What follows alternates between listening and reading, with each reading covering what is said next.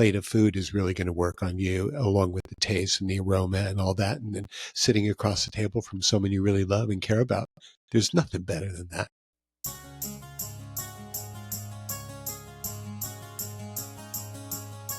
Hello, everyone. I'm your host, Dr. Shafer of Talks with Dr. Shafer. I'm a physician, mom, life coach, musician, author, publisher, and I'm passionate about storytelling as a tool to help you reclaim your story and build your most beautiful future. Well, storytellers, we have a lovely guest on the show today, Chef Matthew Gray. Matthew Gray has been a chef to the stars, is the host of 50 Tastes of Gray, his own podcast, the founder and chef of Hawaii Food Tours, and author of The Ultimate Eater's Guide, Hawaii Edition. Matthew is the perfect example of someone who refused to live someone else's story and who has consistently embraced life's opportunities to grow and pivot. Matthew, thank you so much for being on the show with us today. Aloha, Shaper. Thank you for the invitation. It's nice to be here. Aloha. It's so nice to see you again. We have spoken before when I was a guest on your show, and it was such a lovely conversation. And now I'm just so excited to share your story. You know, you were so much fun. You really rocked it on 50 Tastes of Grey, I must say. Well, thank you. It was a lot of fun. And the fun thing about us is we have very different interview styles. So you kept me on my toes. So if anyone's interested, definitely go and check out that episode because it was really fun. And Matthew asked a lot of really interesting questions. So definitely Very check it out if you probing, haven't. very Yes. personal, very deep. Yes. Very good episode. But yeah, today I'm just so excited because you are really someone who has had such an inspiring journey. And before we came on live to the show, I was asking you because it seemed to me from watching your journey, from observing your discussions you've had in your career, that there never really seemed to be this messy middle time for you, as I call it, where you got really stuck and things got really uncomfortable. And then you had to kind of pull yourself out of the muck because you were trying to fit a square peg into a round hole. You just always seemed to be a person who knew exactly when to let go of something, release, and move on towards the thing that would really lead to fulfillment. How have you always had this inner voice that led you in that direction? You know, you make it sound as though I haven't failed or haven't experienced anxiety or depression or anything like that. And that's just not the case. I've just been fortunate in that I didn't really listen to people around me because I would not have gotten to the place where I am now in many, many ways had I taken everyone's advice. So it's just been one foot in front of the other, usually based on creativity and spirit. So embracing the creativity has been key for you, it sounds like, on that journey to try to stay on your path and not take all of these detours onto other people's paths. Yeah, you know, the age-old artist dilemma where they're artistic and creative, but they never really know how to get into business.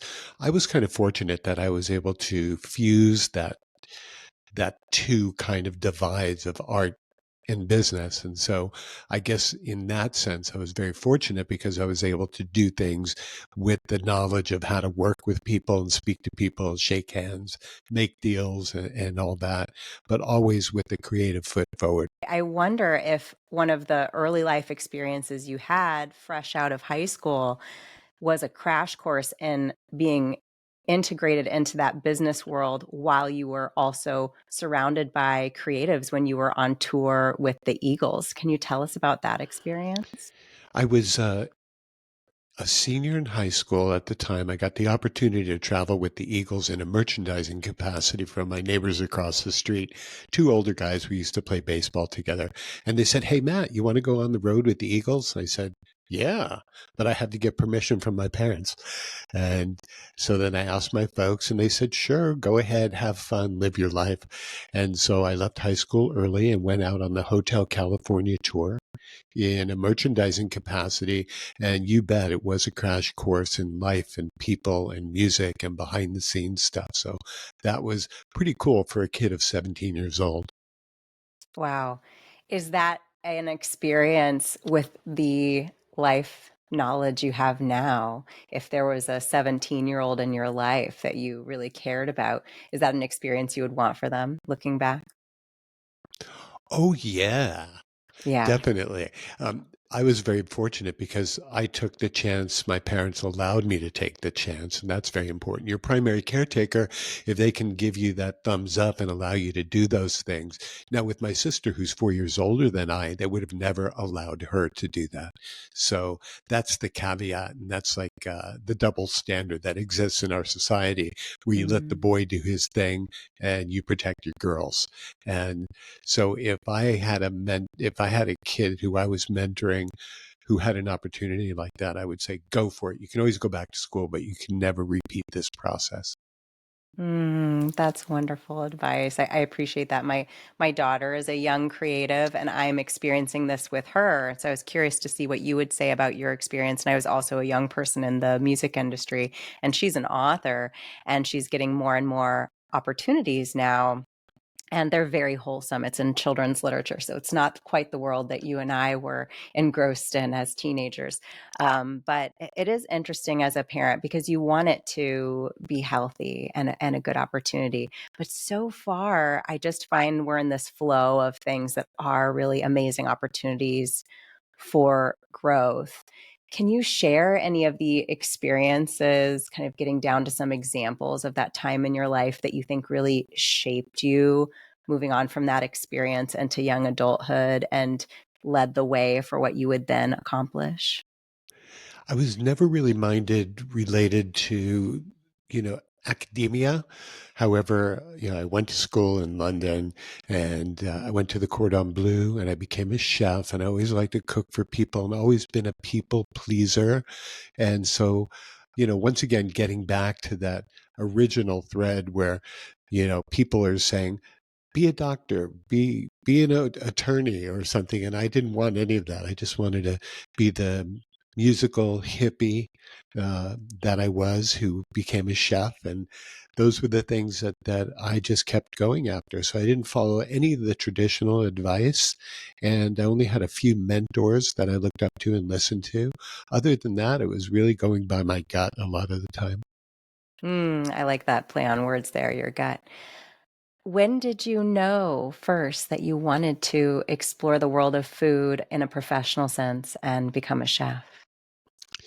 That's a good question because I first fell in love with and became enamored with food, color, plate architecture, flavors, and aroma when I was 3 years old. And I used to use our pet dog Happy as a step stool. I put him up against the range, step on him to see what mom was cooking on the range. And she was fascinating in that way. She was an experimental kind of cook, a housewife cook level, but very, very creative. And so I fell in love with the food thing way back when. And when it became, you know, 15 years later, when I started doing the rock and roll stuff, I said, what am I going to do when, my rock and roll career is done? That's like at 21. What am I going to be when I grow up? And I decided I loved London. I had traveled a lot. And I said, I'm going to go to school to be a chef because taking care of people and, you know, is there any greater way to get to your heart than through your mouth? I don't think so. Yeah, food is love. So you went to London, and how old were you at 21? Was that when you went? That's when I graduated, actually. So Oh, wow. probably 17, 18. I was there for about 3 years. And by 21, I had my chef's degree. I'd spent a lot of time in Europe and especially London, and then came back to Los Angeles and hired an agent, not a performing agent, not an artist or literary agent, but a chef's agent. And I Mm. began my career then cooking for a lot of the people who I had traveled with on the road, like Eagles, Pink Floyd, Led Zeppelin, those guys, Fleetwood Mac. But then I cooked for a lot of celebrities. And then I started a bunch of businesses that transitioned away from celebrities to regular people like me.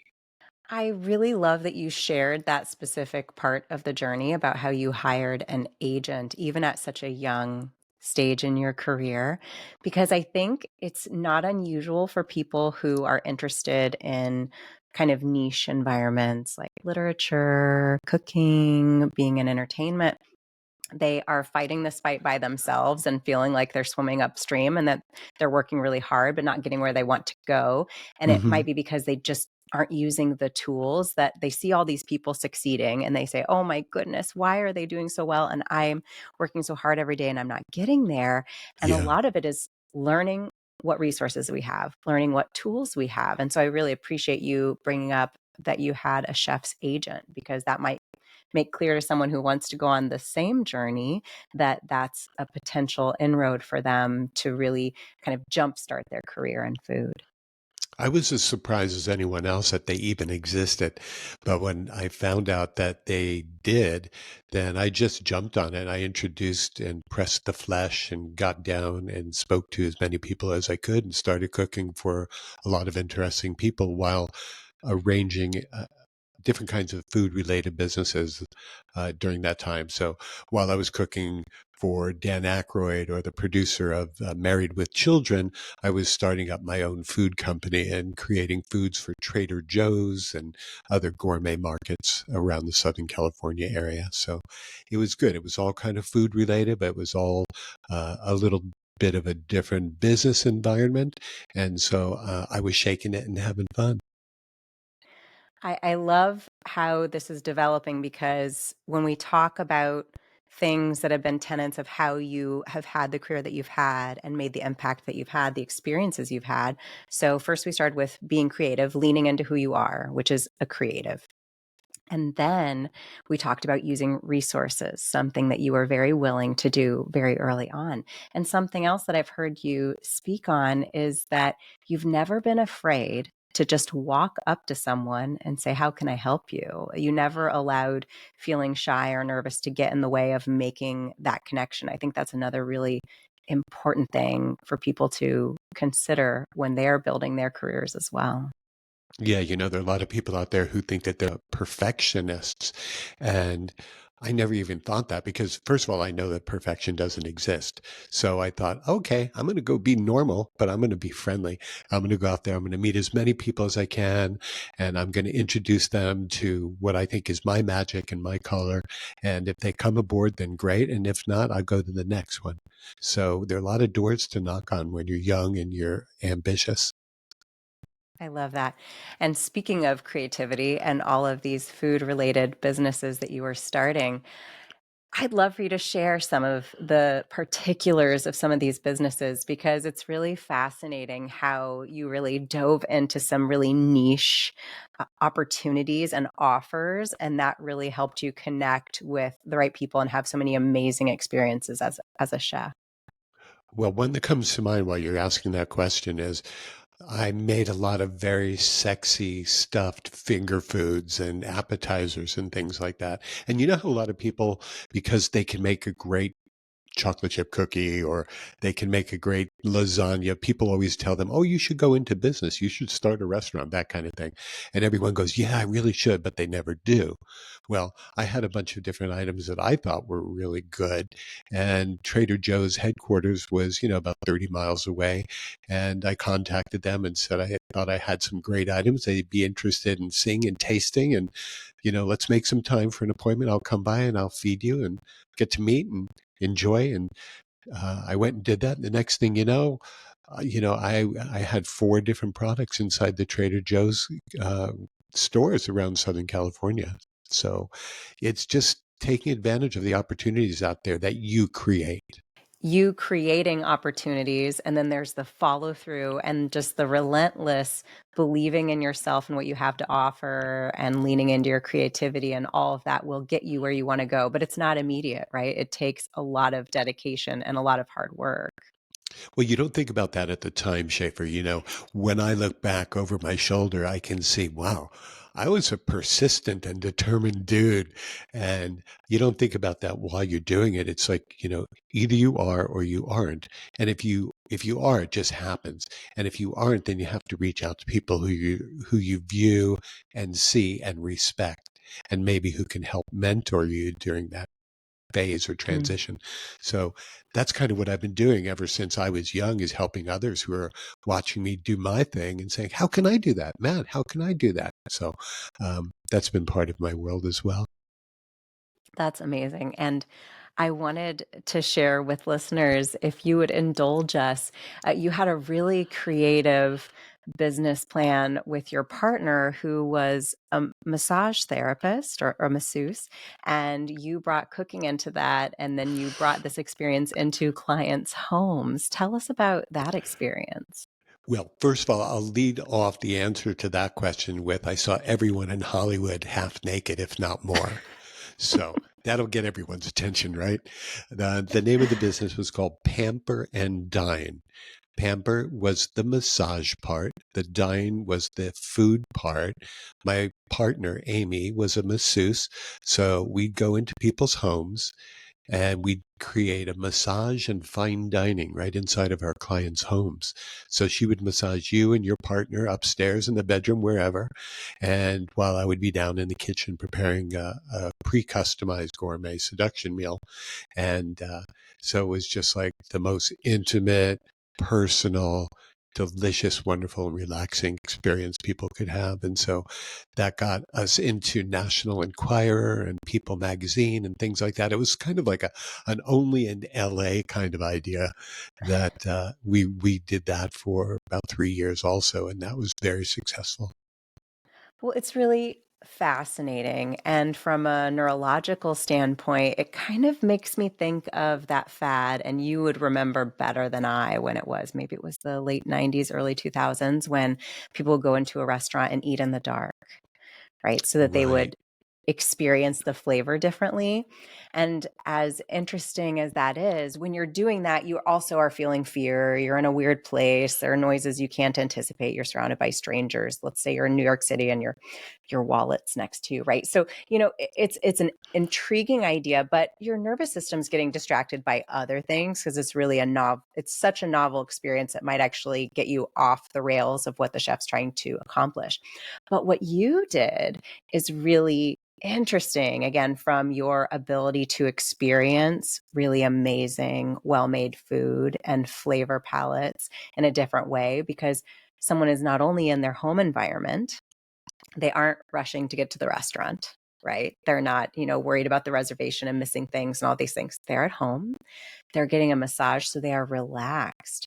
And all of a sudden, they are just so present for this experience. And I would be so interested in some sort of, research post experience of how did this differ from you going to a Michelin starred restaurant and having similar or the same food, but how was your ability to experience it in this environment so You know, relaxed? the people that I was serving and taking care of, Amy and I were doing on the Pamper and Dine was like, people didn't really dress for this event because, like you said, it was in their home. So I would see them in various states of undress. When we'd first meet them and get to the door, they would be dressed nicely like regular folks. And then throughout the night, they'd end up at the table, usually in their robes. And you made mention of, you referred to the eating in the dark fad that happened during Pamper and Dine's days. People ate by candlelight. And I think when you can see your food, it's uh, filling up a different part of your brain that allows you to really enhance the experience. And so I think candlelight is romantic, and it also allows your eyes to work, and seeing a beautifully plated plate of food is really going to work on you, along with the taste and the aroma and all that. And then sitting across the table from someone you really love and care about, there's nothing better than that. Mm. Oh, I love that. And I love your passion for connecting people through food. And I know you also are really passionate about serving and talking to people, informing them about really healthy food, right? Because Mm-hmm. even the food that you have decided to indulge in and enjoy now looks different than maybe what you would have enjoyed 10 years ago because your perspective on how it makes you feel and how it invests in your future of health and presence and being there with your loved ones has changed. Can you talk a little bit about how that's evolved over time? Yeah, no, that's a great reference. I spent most of my life uh, feeding people and eating to excess and food is happiness and all that. I never really paid attention to the metabolic aspect and the health aspect of food. And then as I have grown older and become a lot more wise and a lot more educated about food and about afflictions and diseases and so on, I've learned a lot about uh, lifestyles that will help people fight disease, fight inflammation, fight anxiety and depression. And so I've transitioned from a people pleaser guy who was in excess, now to a people pleaser guy who understands a lot of science. And so I help people lose weight, reverse type 2 diabetes, get their depression and anxiety under control. So I'm a whole lot different now in many ways as far as paying much more close attention to the food thing. But the health thing is so much more important. And especially as you age, when you come up with a little bit of this or that, people just don't reference the way that they're feeling, their present condition to the foods that they eat. And I understand that there's a direct connection to that. Absolutely. And when you're really intentional about your food, and then maybe you have a cheat day because you're really intentional other days, that gives you a really clean slate to then do the data mining of, how did I feel that night? How did I sleep? How did I Hmm. feel the next day?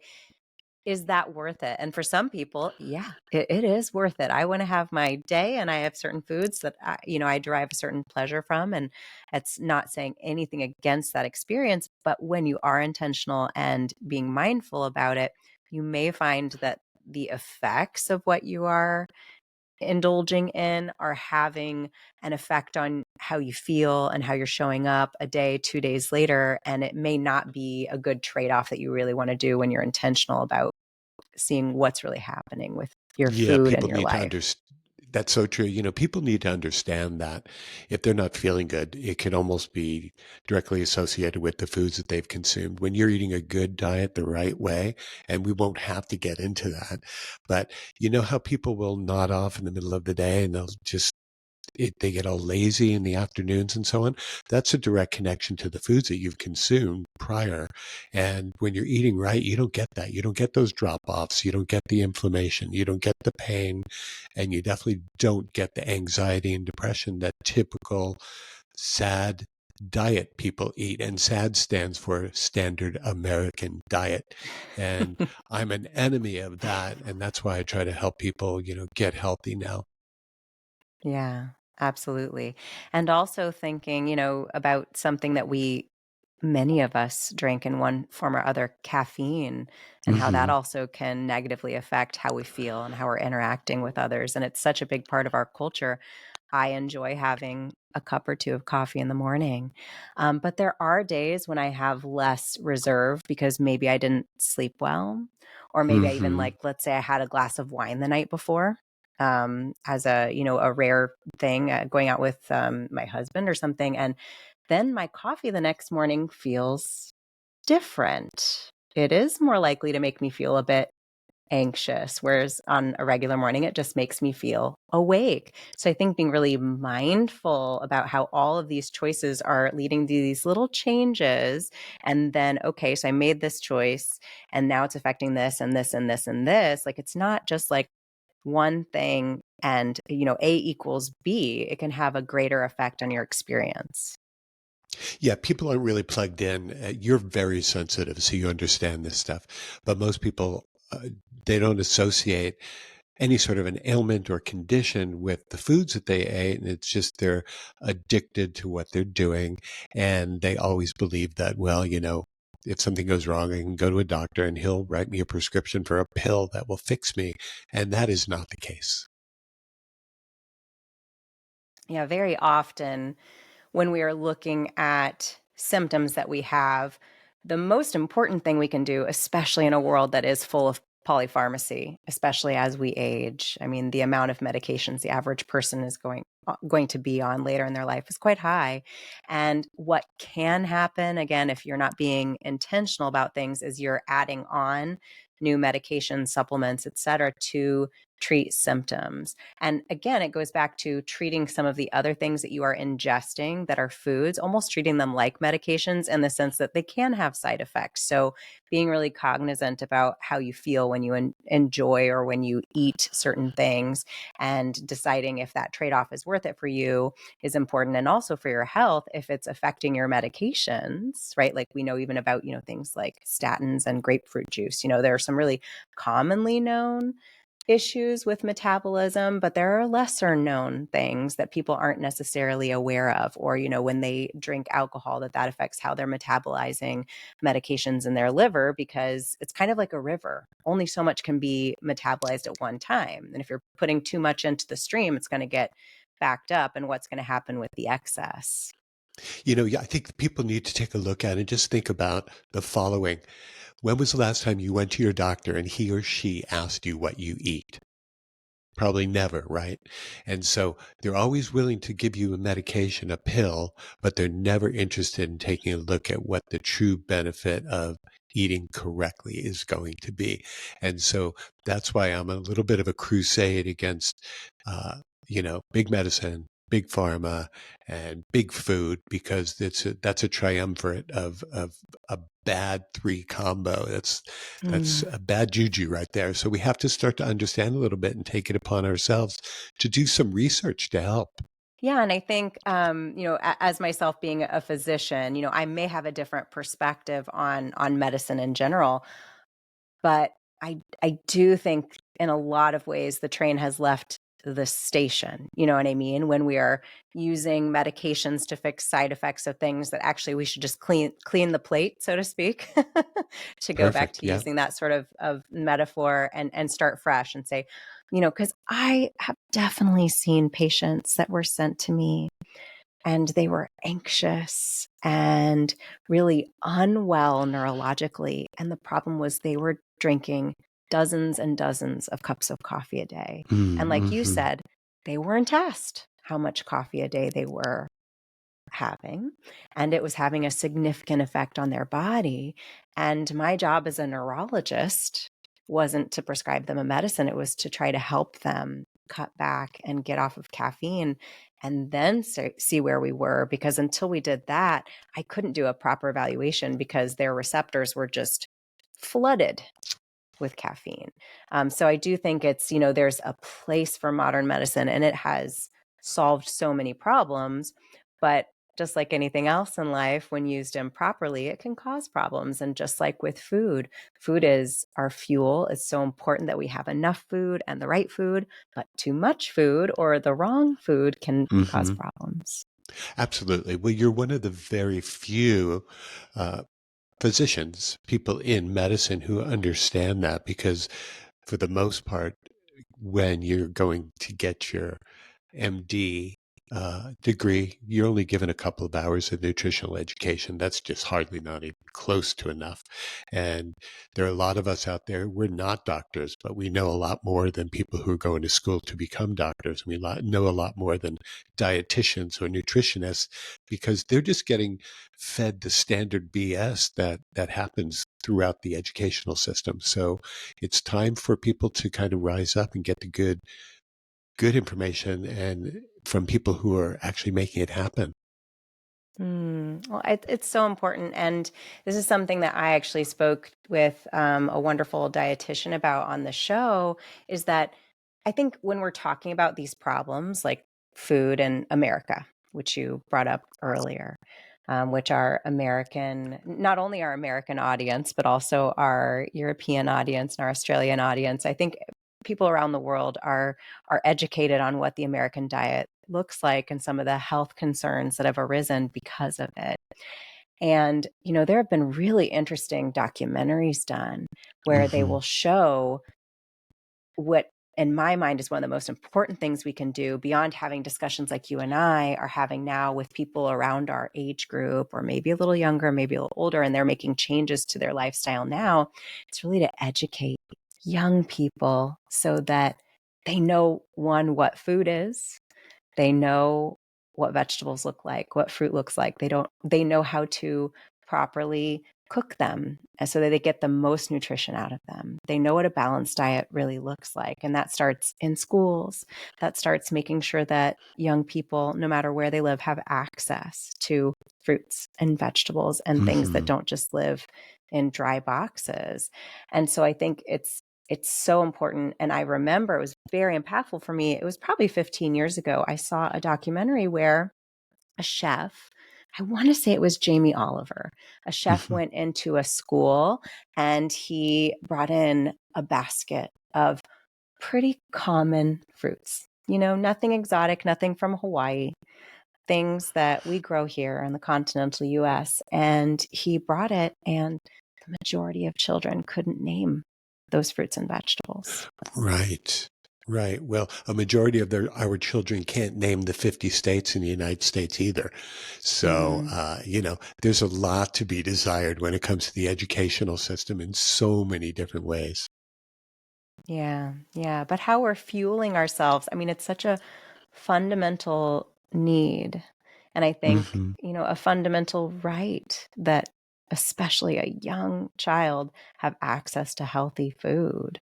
Yeah, a lot of healthy food has more to do with where someone grows up, unfortunately, than, and also perhaps, certain kinds of neighborhoods and certain forms of nationalities or races or parts of town. So the word's not getting out, the product is not getting out. There's not enough uh, interconnectedness when it comes to our knowledge base and our supply line.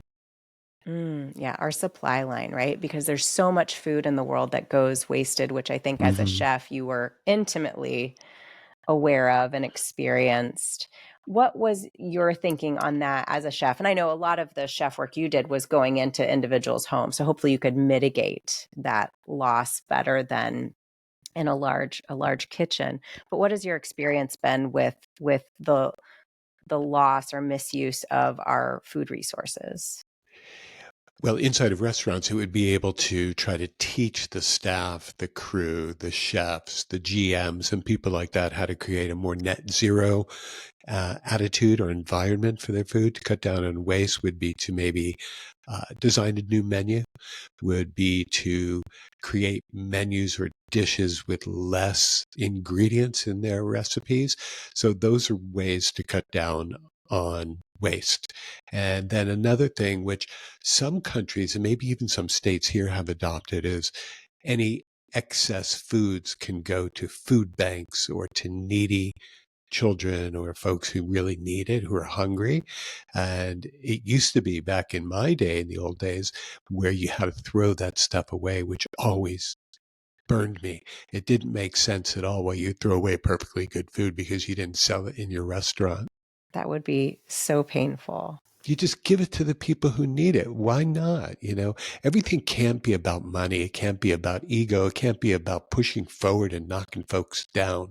That's not what it's about. And that's not what cooking and food is about. Cooking and food is about sharing and creating and You enjoying bet. that together. Yeah. Yeah. As you have gone through your career, obviously, you, along with so many other chefs like yourself and restaurateurs, experienced a big disruption during COVID. Tell us how that affected your business and how you've been navigating the world of food afterwards. When I was writing newspaper restaurant reviews for Hawaii's largest newspaper for about 5 or 6 years, 2000, that was in 2004, I started my own company called Hawaii Food Tours. And Hawaii Food Tours was a very successful business where we fed, educated, and entertained people who are visiting Hawaii every single day. And that lasted until March 15th, 2020, when we got crushed by the COVID experience. And so it was a wonderful 16-year experience that I'll never forget. And I think it was probably one of the best things I ever did because I got to break bread and educate and entertain people every single day from all over the world. And that was amazing. So the COVID experience hurt me and crushed me, but it also gave me a lot to think about. So, what has life looked like as that business closed and you went on to the next chapter of things? How has that evolved? I spun in the wind and, I got into my depression zone and anxiety zone to have a 16-year, very successful enterprise wash down the tubes. And also, the really personal part of it was not my own pain, but it was the pain that I felt regarding the people I was taking care of. There were a few families that I helped take care of and all my employees. So I felt tortured that I couldn't help these people any longer and I didn't know what would become of them. And so I had a time where it was huge abuse on my own brain and my own soul, knowing that I can't keep that engine running. So that that was something that didn't happen in a few weeks. It happened more like in a couple of years. And so how I've come out the other end is, by doing this, by speaking to people, trying to help and educate and heal as much as possible without the woo-woo stuff, like not the life coach stuff and, not all that, but more real practical methods, observations, and techniques that I can help people with. So I'm happy to be in a pay it forward mode now.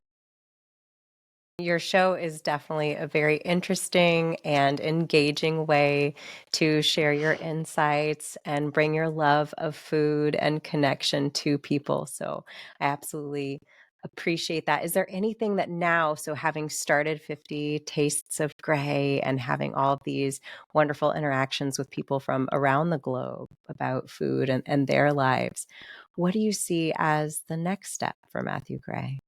Well, 50 Tastes of Gray is not only about food. It's food forward and it's food sensitive. And I speak to everybody about food and ask them what they ate today.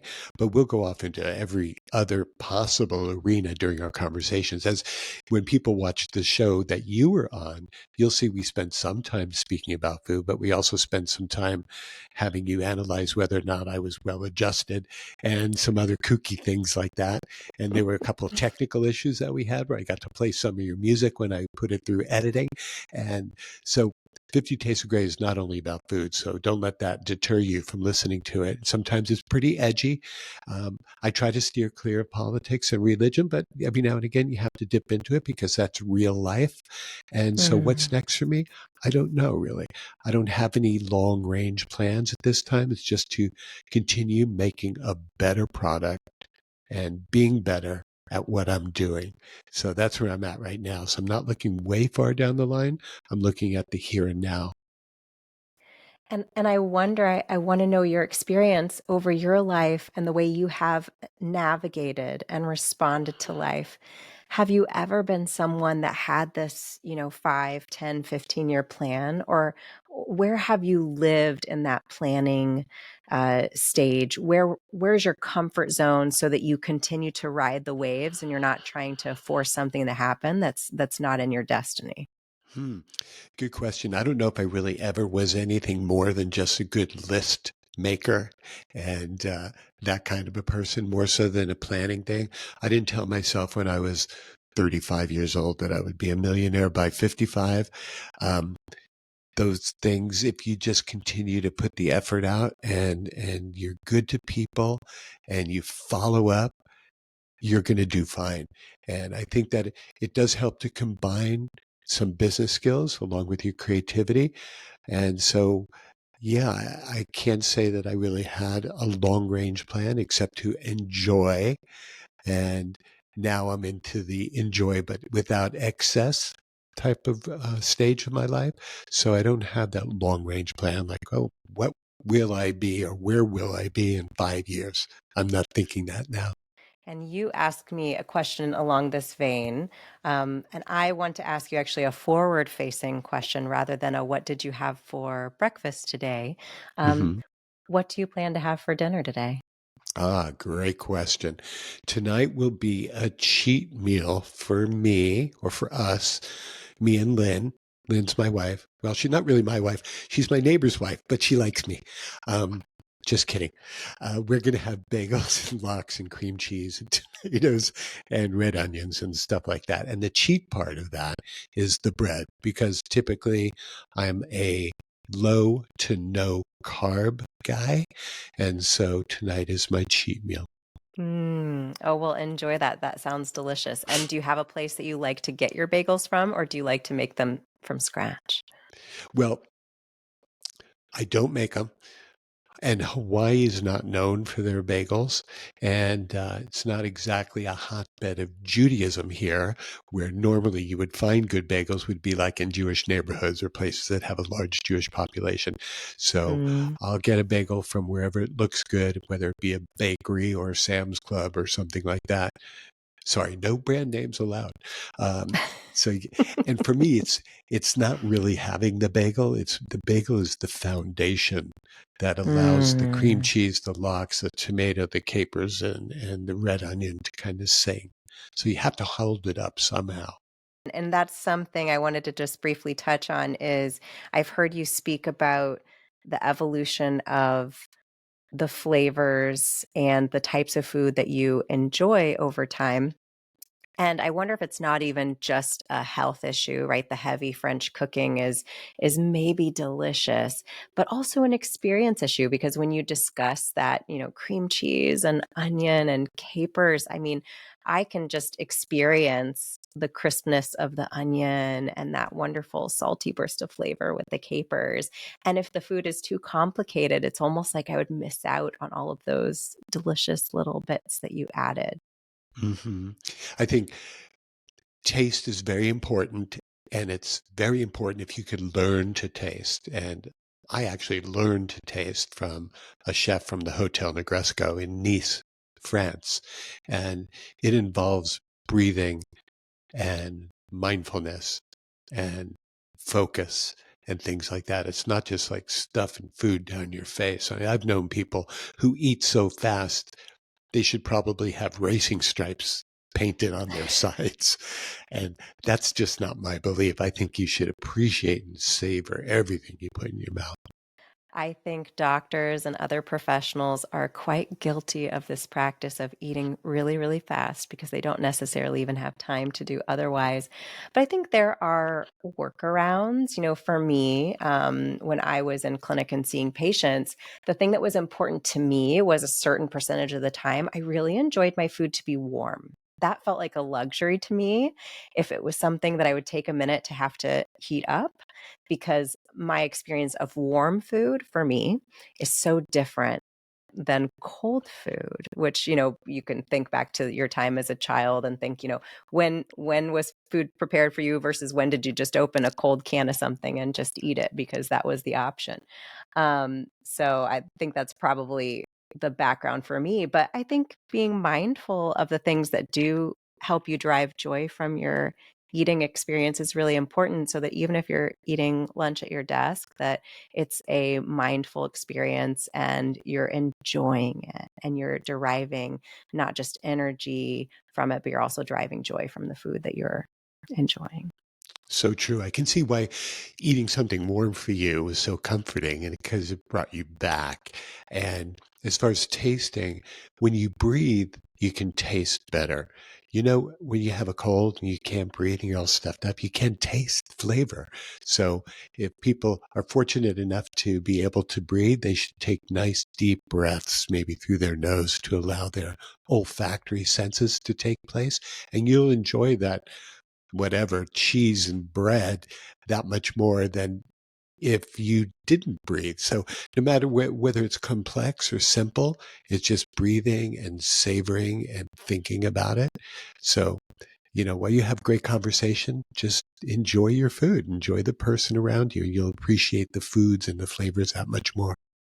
I love that being really intentional about mindfulness and gratitude and incorporating that into your eating experience so it becomes more than it would be if you were just, like you said, just rushing through the experience. That's really beautiful. Right. That's why when you brought up the eating in the dark thing was pure, like cosmic magic in that it allowed people to focus on other senses besides their visual. But I also think that it was a bit of kind of like bait and switch because it was gimmicky.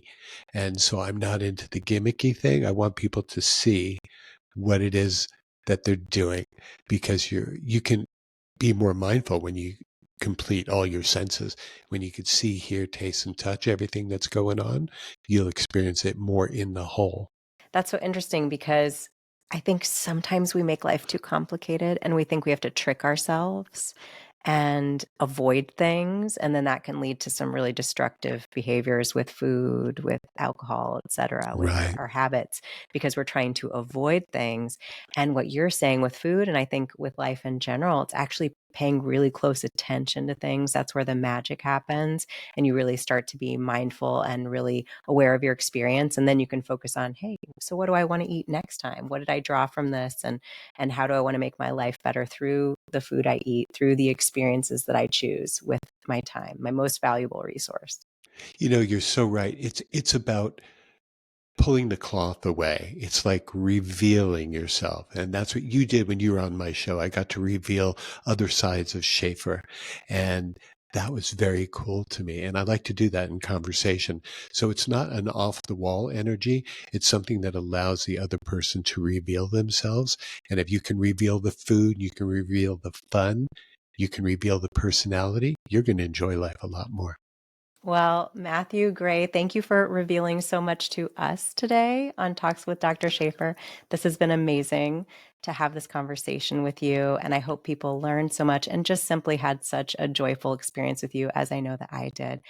Matthew, how can people learn more about you, find your book, enjoy your show? Where can they reach out to you? Wow. You could go to lovelife.com if you want to take a look or listen to any of the shows that I do, 50 Tastes of Gray. And if you're planning on visiting Hawaii and you like to eat, hawaiifoodtours.com will allow you to get my book, which is called The Ultimate Eater's Guide Hawaii Edition, which I wrote as a response to the COVID thing killing my business. I had to be able to keep up the energy to help people visiting here. I know it had a strong impact because tourism is so incredibly important to Hawaii. And I hope that there are signs of recovery now. Are you seeing that in the community? Yes and no.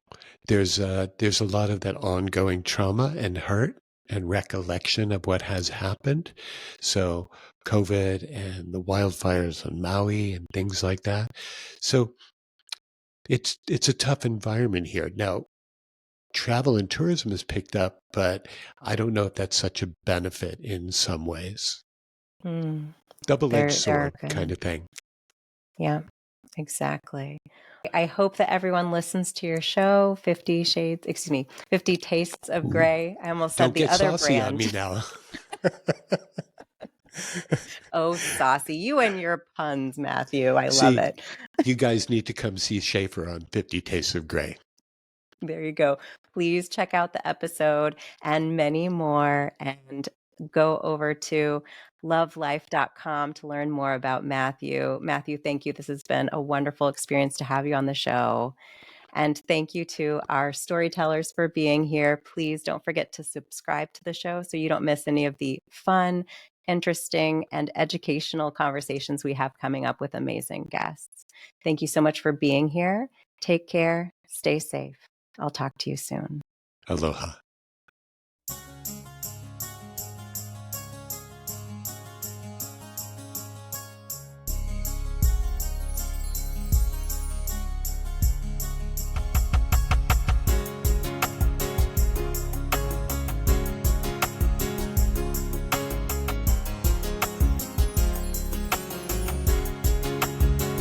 Everybody's lonely, but you can hold on to